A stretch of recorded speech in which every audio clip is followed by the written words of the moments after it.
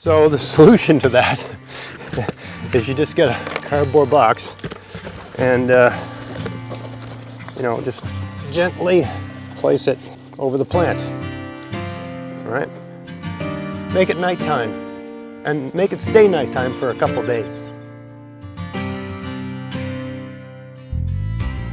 Hey, it's Greg here with MaritimeGardening.com, and today I'm going to do a video where I talk about two things. Number one is a way to use the space where you're growing your garlic, because they're usually done early August, and then you've got August and September, still some growing season left, so what do you do with that space?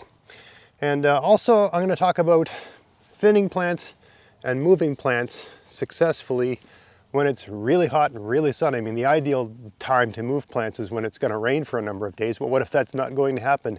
How do you work around that? So come on, let's go have a look around the garden here. All right, so here I got a garden where I'm growing some squash. I can't remember what the variety is. And when I plant squash, I usually plant 3 seeds per space. And then at some point I have to select which one of those 3 get to live. I plant 3 because, you know, every seed doesn't always germinate, or it gets attacked by slugs, or sometimes a given seed isn't necessarily going to give you a big strong plant. So I always plant 3, and then I choose the best looking one to be the one that occupies the space, and the others get pulled out. Now you can just pull them out and chuck them and compost them. And if they look sort of small and weak, there's no point in replanting them anywhere else. But if it looks like a nice healthy plant, you know, you might want to replant it somewhere else if you've got a space somewhere in your garden where it could go. So I got one here. So I'll just show you how I take these out. Now it's important not to dilly-dally when you're doing this. When you get them out of the ground, take them to where they're going to go and get them in the ground right away. All right, so ideally where you're taking them, you should already have a hole dug. I don't think I've done that today, but where you're going to go with it, you should have a hole dug already. But anyway, so take a look at the roots, see if the roots are growing on an angle. Sometimes plants, the root aren't straight down, they're on an angle, so sort of examine, see if that's the case. And then you want to take a knife. This is just a stainless steel steak knife that I got at a dollar store that I took the edge off of it. That way I can keep it out in the garden. That way I've always got a knife out in the garden, right? I sharpen it up at the beginning of the season, and then I treat it badly all season long, right? Because putting a nice blade into the ground is never good. Strange here where I'm digging it, it feels like this thing's growing on top of an enormous rock. So it probably wasn't going to do that well anyway. All right, so now I got this thing out with a nice big clump of soil, right? You see that? Nice big clump of soil. So now I'm going to go plant it somewhere. Come along. All right, so here I got a nice bed of garlic, and it's growing really well. I just removed all the garlic scape off of this, because when you remove the garlic scapes, generally speaking, the garlic, it can increase the size of the garlic bulb by about 25%. These garlic have about another month to grow. It's the tail end of June right now.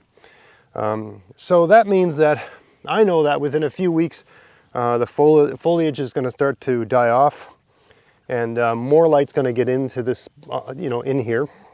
And at some point in August, I'll be pulling all of these out. So August and September, there'll be nothing growing here, right? So it makes sense to put something in here that can, you know, pick up steam over those months. And a squash, I find they do a lot of growing late August, early September. So that's what I'm going to do. I'm going to plant this squash here. Normally when you're planting garlic, every once in a while, like I plant mine in a grid, every 6 inches there's a garlic. So it just looks like a checkerboard with a garlic every 6 inches. And every once in a while one doesn't come in, so there's a space. And right here I see a space where nothing grew.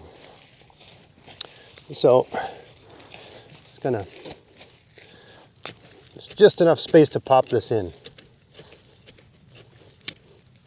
All right, so I'll get that soil out there. Pop this guy in. Put the soil back.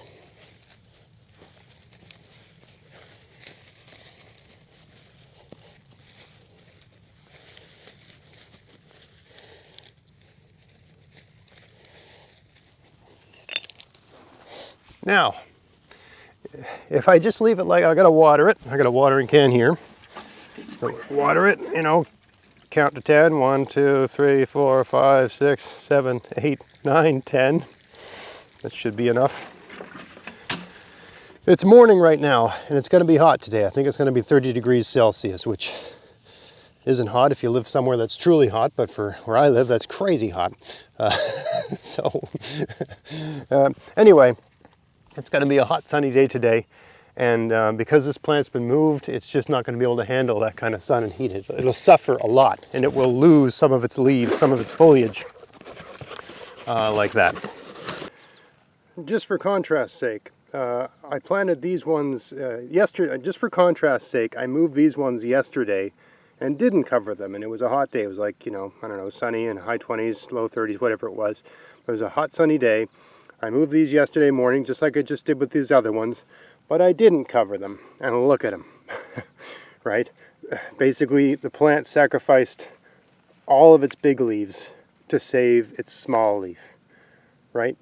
It couldn't draw enough water up from the ground, so the water to these leaves was sacrificed to support this leaf. I mean, this is what I conclude, or not, this is what I infer happened, given that this leaf is okay and the rest of them are gone. So the plant still survived, but it's really lost its capacity to gather energy from the sun. It'll recover, but there was no need of this, right?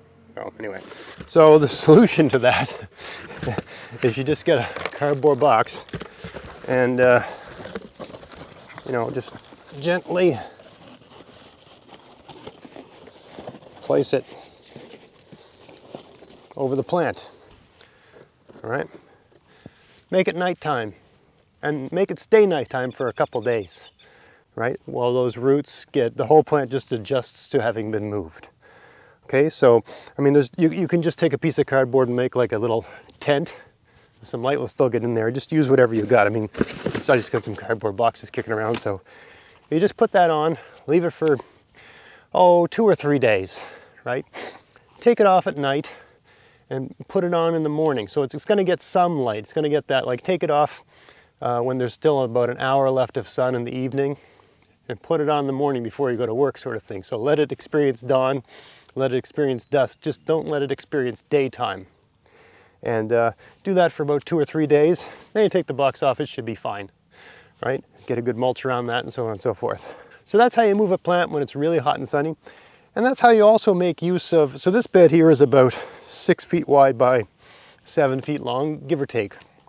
And I would say there's enough room here for maybe 2 or 3 plants like that, because these get quite large when they grow, right? They put it, you know, the leaves are like this wide, and they crawl, make a lot of space. They use a lot of space, right? So maybe there's space for one more here from another garden bed. But yeah, if you're thinning out some sort of squash and you need to find a place to put it, and you grow garlic, I mean, you've got all the space, right? Think about, you know, in a month or so, there's going to be nothing here. So you put this in here, you let it get established. Over the course of that month, there'll be less and less shade cast on the garden by the foliage of the garlic, because it'll just start to die, right? And the squash will the squash will reach up to find the light, right? And it'll just start colonizing the area. And you should get a really aggressive month of growing in August, enough to get something out of it in you know, late September. So I hope that made sense. You're moving plants, you're thinning your plants out, but you just don't have the heart. You want to, you've grown 3 plants, you got to choose one. What do you do with the other 2? Do you just throw them in the compost? Is there some way you can use them? Yeah, there is. But the challenge this time of year is that it can be hot and sunny, and it's hard to move plants, because ideally you want rainy days like we have in spring for moving plants. But in late June, early July, it tends to be dry, it tends to be hot, very difficult to move plants. Just use some trash.